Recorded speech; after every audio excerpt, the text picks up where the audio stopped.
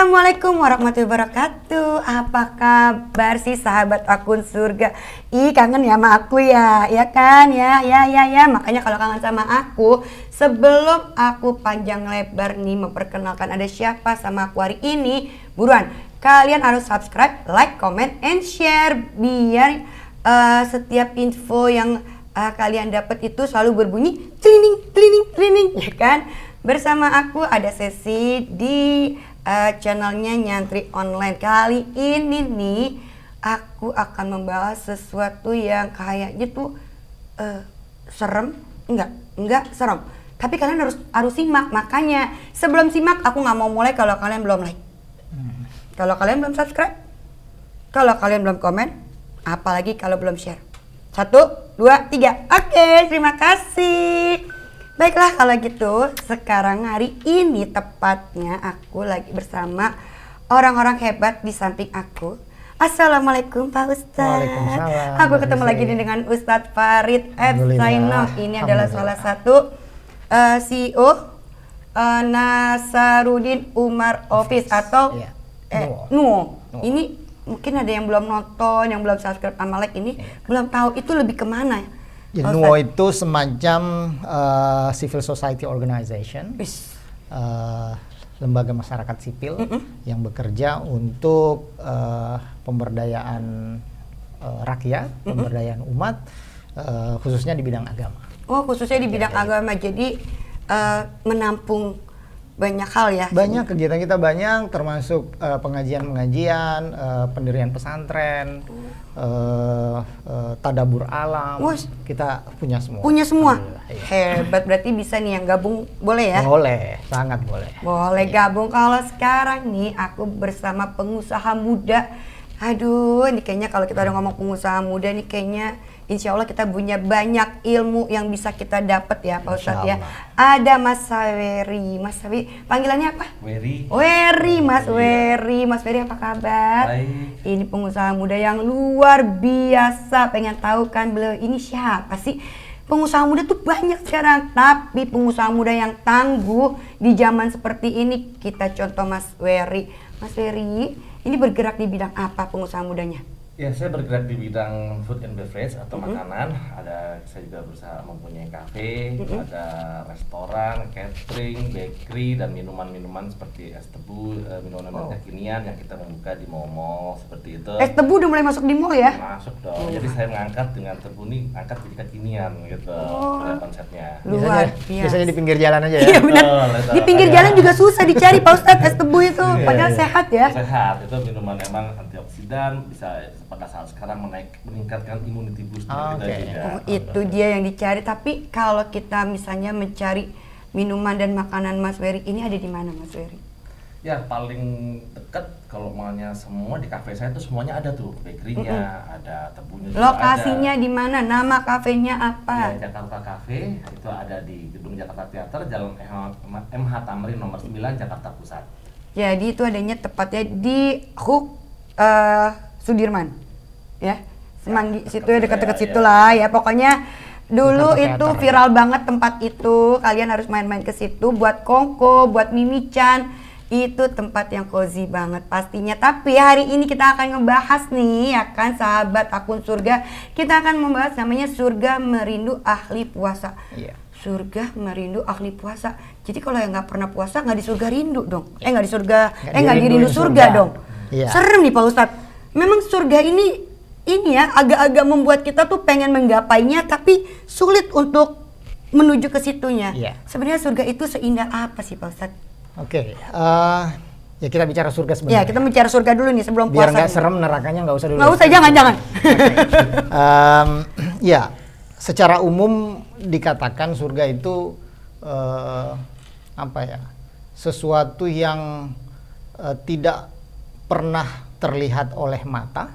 Tidak pernah terdengar oleh telinga dan tidak terbayangkan oleh imajinasi manusia. Cuman yang selalu kita pikirkan bahwa surga itu indah, surga itu nikmat. Kadang-kadang diberi gambaran sedikit oleh Al-Quran. Surga itu seperti apa gitu ya. Misalnya ada tempat yang di bawahnya mengalir sungai-sungai misalnya. Ya buat orang Arab itu sesuatu yang sangat indah ya. Buat orang Indonesia nggak indah-indah banget. Biasa ya. Banyak apa namanya sungai di sini dan bener. sebagainya. Atau misalnya di sana ada singgasana buat kita semuanya. Di sana ada banyak kenikmatan-kenikmatan, tidak perlu kita minta, baru kita pikirkan tiba-tiba ada di depan kita. Artinya itu hanya sebuah pengandaian betapa nikmatnya surga. Yang jelas hakikatnya pasti melebihi dari itu. Karena sekali lagi disebutkan surga itu tidak terpikirkan nikmatnya oleh imajinasi kita, nggak kejangkau. Cuma diberi contoh supaya kita ngerti surga itu kira-kira paling rendahnya kayak gitu. Di atasnya yang paling tinggi apalagi, itu yang tidak terpikirkan oleh kita. Jadi seperti teknologi misalnya 5.000 tahun yang lalu tidak terpikirkan, sekarang ada. Atau sekarang kita belum berpikir tentang gimana teknologi 5.000 tahun ke depan dan kemudian kita dapatkan. Nah kira-kira surga itu kita hanya bisa ngebayangin yang paling rendahnya aja, kenikmatan yang paling rendah yang bisa kita dapatkan di surga. Sesuai imajinasi manusia aja ya. Imajinasi manusia, walaupun imajinasi manusia itu kan tidak seragam, tidak sama. Orang bisa membayangkan sesuatu yang lebih indah daripada orang lain. Ya intinya indah, nikmat yang tidak bisa kita bayangkan, itu aja sih. Nah sekarang dikatakan bahwa yang nikmat-nikmat itu, surga itu kalau istilahnya merindukan itu berarti dinanti-nanti, ditunggu-tunggu, dicari-cari. Nah, kita bisa ngebayangin kira-kira surga itu kenikmatannya tidak bisa kita bayangkan, tapi kita dicari-cari oleh surga. Ya, kalau kita bertanya kepada semua orang ya mau semua kan? Iya. Mau semua. Nah, kemudian disitulah dijelaskan tentang orang-orang yang dirindu oleh surga. Salah satunya ya puasa Ramadan. Kalau lengkapnya sih di situ disebutkan talil Quran, orang yang senantiasa membaca Al-Quran. Bukan hanya membaca sekali dua kali, karena di situ disebutkan sebenarnya tali. Tali itu dalam bahasa Arab sama dengan kata kerja kata benda subjek. Jadi kalau kita katakan begini, saya menyanyi dan saya penyanyi itu beda kan? Kalau saya nyanyi mungkin sekali dua kali, itu pun ngumpet-ngumpet. Tapi kalau saya bilang saya penyanyi, yang kerjaannya saya itu, saya dilatih untuk itu, profesi saya itu. Nah, talil Quran, pembaca Al-Quran berarti kerjaannya memang atau banyak menghabiskan waktu membaca Al-Quran, bukan hanya sekali dua kali. Itu salah satunya. Yang keduanya hafizul lisan, orang yang menjaga lidah. Ketiga mut'imul ji'an, orang-orang yang sering memberi makan orang-orang lapar. Nah, yang keempat ini orang yang berpuasa di bulan Ramadan. Maka salah satu ganjaran pahala orang-orang yang berpuasa di bulan Ramadan adalah dirindukan surga. Serem ya. Serem, tapi puasa yang gimana repot tuh. Iya benar Pak Ustadz. Jadi tapi bukan berarti kita mau masuk surga itu harus menunggu setahun sekali kita berpuasa kan ya Pak Ustadz ya, karena kan puasa itu ada Senin Kamis. Banyak kan bermacam-macam kita. Ya, walaupun di hadis itu yang disebut sebenarnya hanya di bulan Ramadan gitu. Kalau Mas Erwin mau nanya apa sama Pak Ustadz nih? Sekitar misalnya Mas Erwin, Pak Ustadz tapi saya nggak apa-apa, angkat aja. Itu namanya mungkin panggilan surga. Gimana panggilan surga? Ada bisnis. Kita mah mengerti namanya juga pembisnis ya nggak? Iya. Bisa kan bisa gini Pak Ustadz, misalnya kesibukan sebagai pembisnis, misalnya gitu tiba-tiba harus ketemu sama orang, harus mau nggak mau kan kita harus menghormati kalau misalnya tidak berbeda agama misalnya gitu. Kita di sini seandainya gitu. Dia ayo makan siang gitu. Tapi dipaksa gitu. Tiba-tiba hilaf lah. Satu hari lah saya nggak puasa gitu. Sebagai laki-laki nih kalau misalnya dia suka hilaf seperti itu, harus seperti apa Pak Ustadz? Apakah dia juga ada bayaran seperti perempuan kalau misalnya ada bayaran puasanya atau gimana Pak Ustadz? Untuk konteks Indonesia ya, sudah agak sulit mencari kasus seperti itu. Iya. Nah, sebenarnya hampir semua orang ngerti. Di bulan Ramadan. Sudah bulan Ramadan. Kalau Muslim ya puasa. Ya kalau kita sekarang misalnya sudah mulai ada iklan-iklan sirup di televisi. Iya, udah mulai deket-deket puasa ya. Nah, artinya semua orang ngerti biasanya. Sehingga pertanyaan atau mempersilahkan orang makan di saat puasa dan mereka tahu misalnya kita Muslim mungkin tidak ada. Justru mereka biasanya minta izin, mohon maaf, dan kita pun tidak ada masalah, mereka makan juga nggak ada masalah kan. Nah, ya tentunya Ramadan ini adalah waktu yang paling terlalu berharga untuk kita lewatkan. Iya benar. Ya. Jadi kalau di mall-mall atau di superstore itu lagi sale besar, harganya biasanya 5 juta, sekarang dijual 1 juta misalnya, hanya hari itu Pasti di Uber. kita mungkin butuh nggak butuh kita Uber beli. aja. Bener Pak Ustadz. Puasa pun begitu, Ramadan pun begitu. Jadi dengan segala fasilitas yang ada di bulan Ramadan ini ya kita hajar aja semuanya. Tapi kalau kayak Mas Erwin nih punya restoran, itu pengaruh nggak di bulan Ramadan kayak gini? Iya banget sih, memang kalau bulan Ramadan ini memang kita di siangnya itu emang sepi banget. Tapi pas udah bukanya itu apalagi kan kita restoran kita emang buka 24 jam kan. Mungkin sekarang mungkin masih belum boleh sih ya.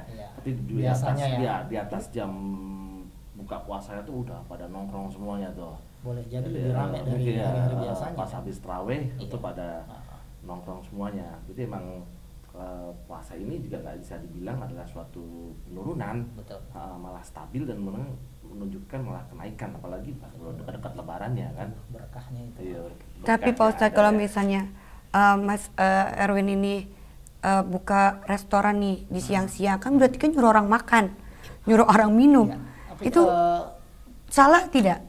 Mas Wery punya kafe ini di wilayah yang konsumennya majemuk. Iya benar. Tidak hanya Muslim. Di situ banyak orang yang butuh makan, butuh minum. Nah, dan itu yang ditawarkan oleh Mas Wery saya kira. Jadi bukan misalnya untuk mengajak orang membatalkan puasanya. Nggak mungkin. Tapi kebutuhan manusianya beda-beda ya. Karena kalau nggak ada yang jualan, gimana mereka? Betul. Justru memberikan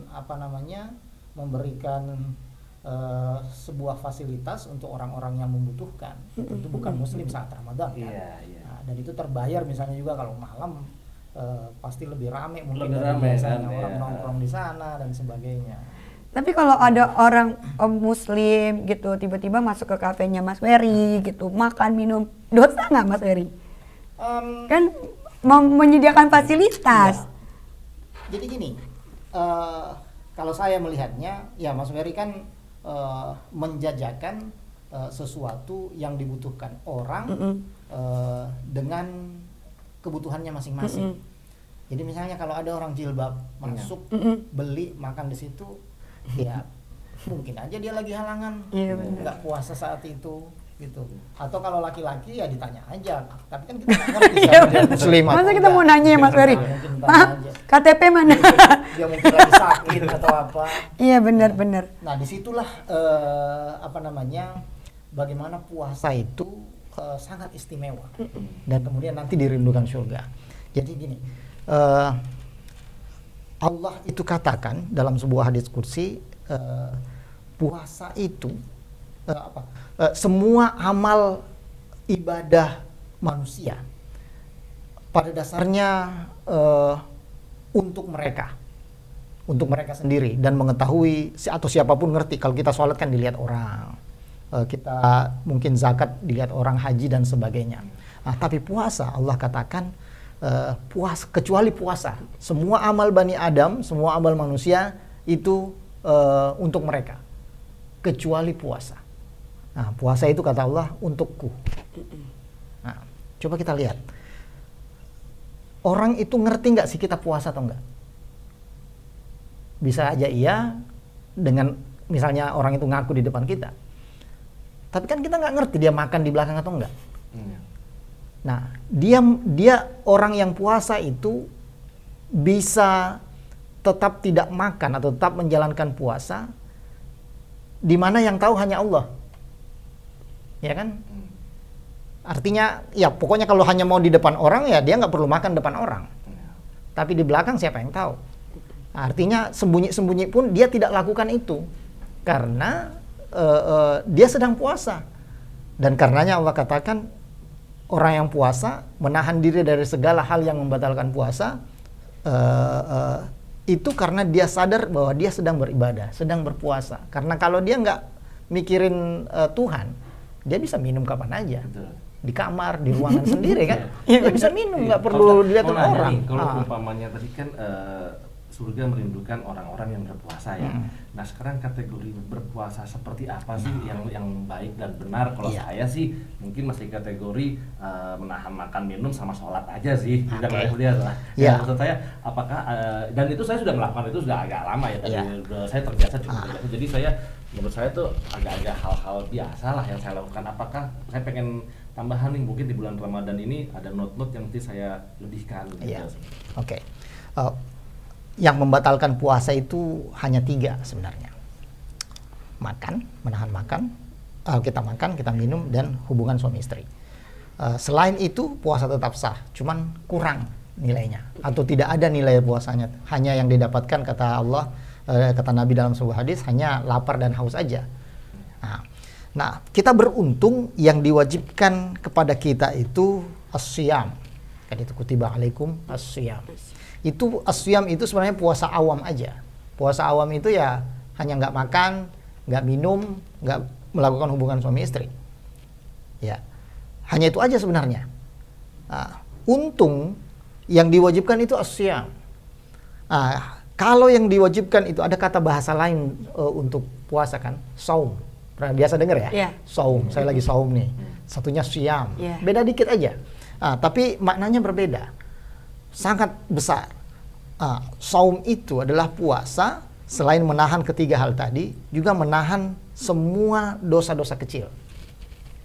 Itu luar biasa berat, Pak. Ngomongin orang tuh paling berat. Ngomongin orang. Tapi puasa itu disebut sebagai junnah, sebagai perisai. Perisai dengan berkata misalnya, kira-kira kita mau niat bohong nih. Kita kepikir, lagi puasa. Nggak mau bohong. Itu namanya perisai buat diri kita sendiri. Iya. Kita mau ngerjain orang, lagi puasa. Nggak. Itu namanya perisai. Nah, itu yang disebut dengan saum. Ya, saum. Ya, sekali lagi kita beruntung yang diwajibkan hanya siyam. Karena kalau saum yang diwajibkan, belum tentu kita lewat tuh. Siyam itu insya Allah kita lewat semua lah, nggak makan, nggak minum dari sahur, setelah sahur sampai maghrib kan, itu gampang. Tapi yang keistimewaan puasa dan nanti kemudian dirindukan surga adalah saum itu. Makanya di tadi hadis yang mengatakan kullu amali bani adam lahu illa saum, bukan siyam. Yang disebut adalah saum. Nah, puasa. Nah, kalau kita balik ke Imam Al-Ghazali nyebut itu ada puasa bertingkat. Memang dia nyebut siyam itu puasanya untuk orang awam, orang biasa. Saya kayak kita kita lah ya. Tapi kan kita bisa meningkatkan kualitas puasa kita. Kita ningkatkan, entah kita nambah ibadah-ibadah sunnah lainnya yang nilainya seperti pahalanya seperti wajib, ya pasti besar, dan juga menghindari atau meninggalkan dosa-dosa kecil tadi yang biasanya kita lakukan. Yang mungkin bahkan kita nikmati kalau kita lakukan, ya kan? Nah, kalau kita sudah merasa puasa itu bisa menahan kita dari sana, itu dia tuh yang dirindukan surga. Kalau perempuan tuh paling sulit kalau ngegosip, apalagi kan, ini bener kan ya? Apalagi nggak hanya perempuan. Apalagi kan banyak banget tuh channel-channel gosip gitu, mau di sosmed, mau di TV nasional pun itu di saat kita nonton TV, apakah kita membatalkan puasa? Kita kan gak ikut ngegosip tapi kita nonton. Lebih baik yang lebih bermanfaat kita cari. Jadi Ustadz, kalau tadi kan Ustadz bilang kan untuk meningkatkan ibadah-ibadah yang sunat ya. Nah, jadi mungkin kan anak-anak muda yang seperti saya itu kan tahunya mungkin yang siam tadi ya, yang biasa lah gitu kan. Dan misalnya banyak teman-teman saya mungkin ingin memberikan suatu ya petuah lah sama mereka, agak naikin dong kita bulan puasa nih. Sunatnya tuh apa Ustadz yang kira-kira yang masih mudah dan masih bisa dilakukan lah oleh anak-anak muda seperti saya? Ya pada dasarnya apa aja yang bisa bermanfaat buat orang lain. Kalau misalnya ibadah-ibadah itu karena jarang kita lakukan, jadi sulit kita lakukan di bulan Ramadan misalnya, seperti ngaji. Ya mungkin kita ada nambah ngaji di bulan Ramadan, tapi kan tidak bisa panjang, ada urusan lain, atau memang dasarnya tidak terbiasa. Nah, kita bisa lakukan hal-hal lain yang kira-kira bermanfaat buat orang, membantu orang miskin, lebih banyak bersedekah di bulan Ramadan, melakukan kegiatan-kegiatan positif di bulan Ramadan. Niatkan itu sebagai amal soleh, tidak hanya sebuah misalnya pengen bantu orang, kita hanya dapat bantunya. Tapi kalau kita dengan niat bahwa ini baik di bulan Ramadan, itu kualitas puasanya nambah itu. Ya. Jadi kita nggak bisa terbatas dengan kira-kira nyebutin bantu orang, bantu bisnis orang, bantu bisnis kecil, kita angkat mereka. Itu kan semua perbuatan baik, kita yakin itu. Nah, jadi sekarang banyak gerakan misalnya Jumat berkah, ngasih makan. Itu banyak banget. Hari Jumat kan, broadcast banyak. Itu luar biasa, luar biasa tuh. Ya kira-kira mereka lakukan hari Jumat karena pahala di hari Jumat lebih besar dari hari lainnya. Tapi kalau kita lakukan hari lain, alhamdulillah. Bukan berarti nggak ada pahala juga di hari lain ya Pak Ustadz ya. Itu sama dengan orang baca Yasin aja yang dibaca. Iya benar. Ayat surat lain nggak dibaca. Tapi daripada nggak ada. Iya benar. Mending kita baca aja daripada nggak ada. Kalau ada waktu, ya kalau bukan hanya hari Jumat, cobalah hari lain. Berarti gitu, itu tidak semua orang yang berpuasa itu orang-orang yang dirindukan surga. Tidak semua. Tidak semua. Wow. Kalau hanya puasa ikut-ikutan. Nahan hawa nafsu, lapar. Tapi kalau lebih dari itu, nah itulah yang dirindukan surga. Tapi mari kita berhusnuzon, mari kita berbaik sangka bahwa yang disebutkan dalam hadis itu adalah orang yang puasa di bulan Ramadan. Kita nggak pengen batas-batasin orang masuk surga. Iya benar. Ya buat kita, kan kita nggak rugi, makin banyak orang masuk surga kita nggak rugi sebenarnya. Buat ngapain batas-batasin orang? Jadi mari kita berasumsi positif bahwa siapapun yang puasa pada bulan Ramadan, insya Allah dirindukan surga. Tinggal bagaimana kita menjalankan, meningkatkan kualitas puasa kita masing-masing. Ya. Ada yang mau ditanya lagi nggak Mas? Ya, saya juga pengen nanya nih, kok katanya di bulan puasa itu kan apa doa kita, apa ikhtiar kita itu lebih didengar oleh Allah. Apakah benar seperti itu Ustadz, dan apakah ada jam-jamnya untuk kita bisa berdoa gitu? Karena kan soalnya pas puasa kan, pas puasa kita doa lagi pengen ini nih gitu kan. Nah, apakah benar Ustadz? Panjang nih ceritanya. Tapi gini, kita berdoa itu perlu strategi. Gitu. Perlu strategi. Kita misalnya minta didoakan orang yang dekat dengan Allah misalnya. Kita datang ke ulama-ulama, ke wali misalnya, kalau kita ngerti mereka wali. Itu boleh ya Ustaz? Boleh minta didoain.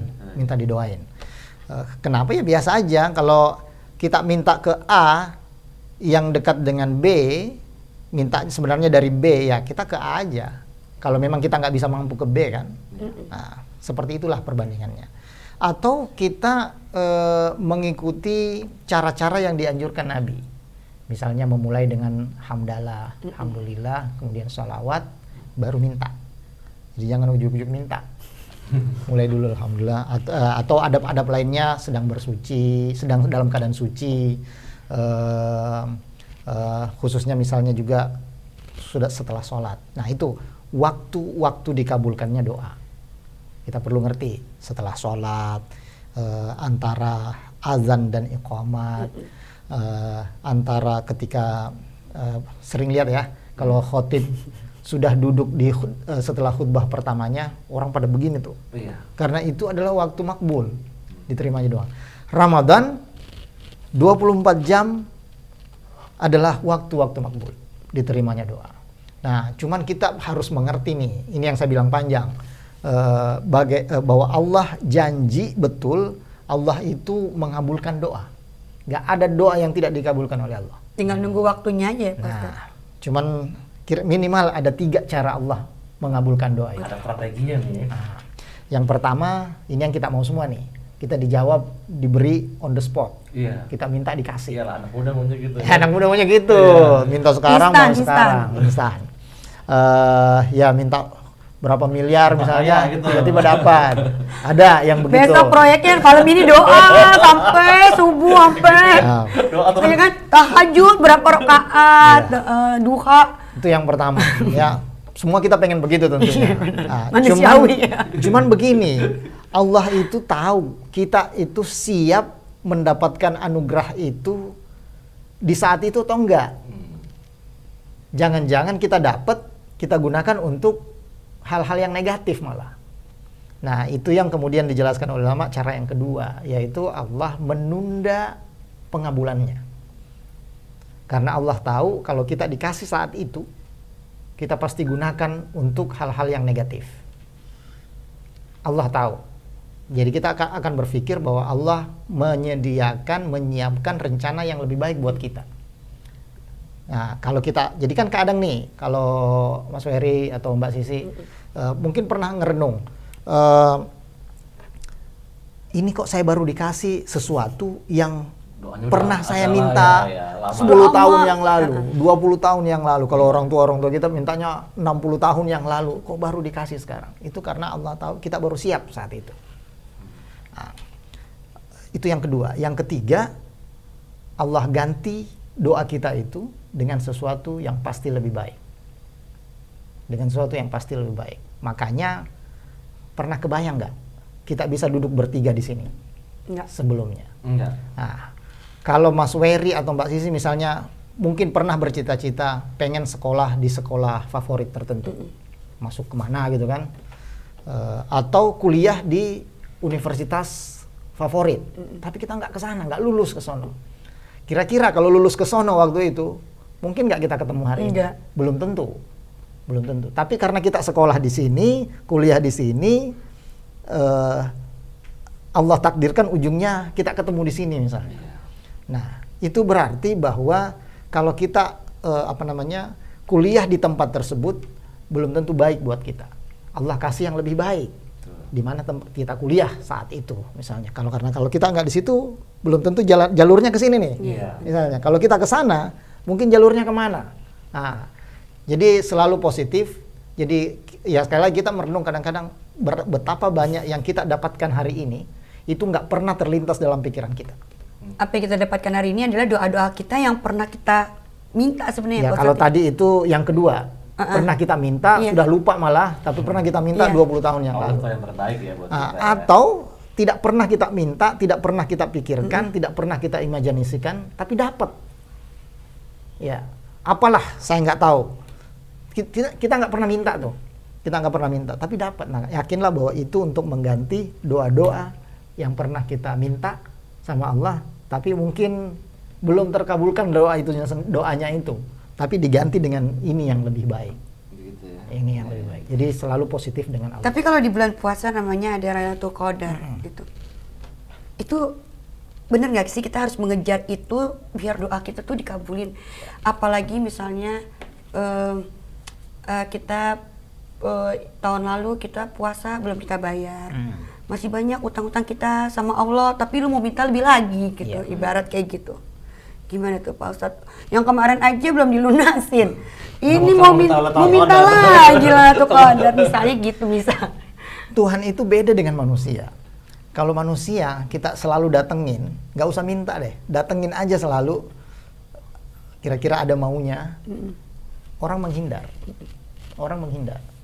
Nah, sebaliknya Allah, kita selalu datang, kita selalu minta, Allah lebih suka. Itu bedanya. Bandingkan aja, kita manusia biasa nih, punya sifat-sifat yang mungkin sama ya.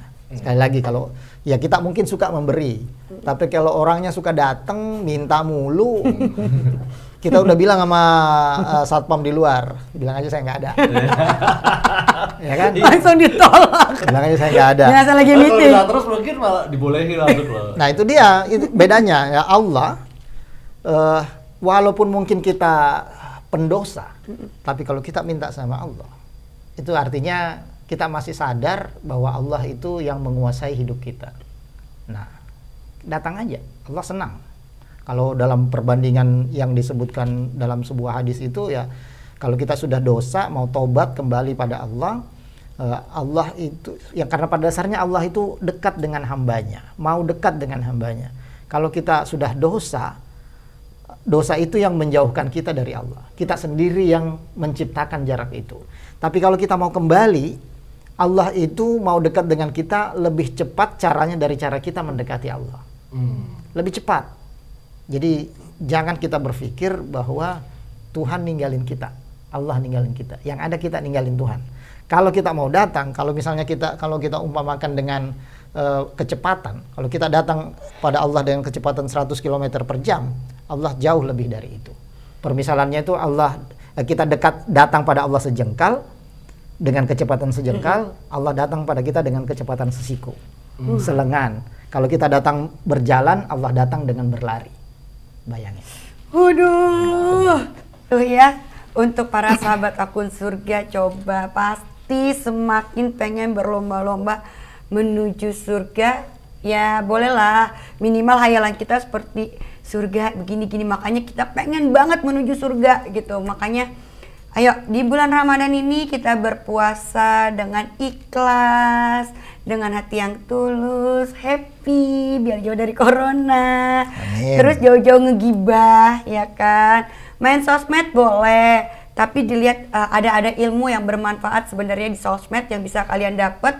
Jangan mencari yang goyang-goyang, jangan mencari gosip-gosip, jangan. Tapi sebisa mungkin mata, telinga, dan mulut kita serta seluruh tubuh kita itu, jempol kita apalagi mendapatkan pahala, tapi untuk kebaikan kita ya. Ayo kita berlama-lama menuju surga bersama-sama para sahabat akun surga. Saya juga mau nanti saya banyak ini lagi konsultasi lagi sama Pak Ustadz biar nggak banyak gibah. Karena seorang wanita itu katanya penuh dengan kegibahan karena harus banyak ngomong, ya kan, biar kosakatanya itu habis dan capek bobo ya. Selamat menjalankan ibadah puasa ya, semoga kita sama-sama bisa menuju surga ya Pak Ustadz. Amin. Terima kasih hari ini Pak Ustadz ilmunya. Terima kasih Mas. Semoga nanti nih para sahabat akun surga kita ketemu di salah satu kafe, Jakarta Cafe, yang letaknya itu ada di Gedung Jakarta Theater di Jalan Muhammad Tamrin nomor 9. Kita kongko di sana, kita bukber di sana, kita mimichan itu mimi cantik, tapi dengan protokol kesehatan yang ada ya, tetap pakai masker, mencuci tangan dan menjaga jarak, ya kan, jangan lupa kemana-mana pakai masker ya. Itu salah satunya. Salah duanya adalah kalau kalian gak subscribe, like, comment, and share, itu kalian salah banget karena akan ada ilmu-ilmu lainnya nih dari sahabat akun surga. Dan ketemu lagi bersama saya Sesi Idris. Sampai ketemu. Sehat semua buat kita. Happy selalu. Wassalamualaikum warahmatullahi wabarakatuh. Waalaikumsalam warahmatullahi wabarakatuh.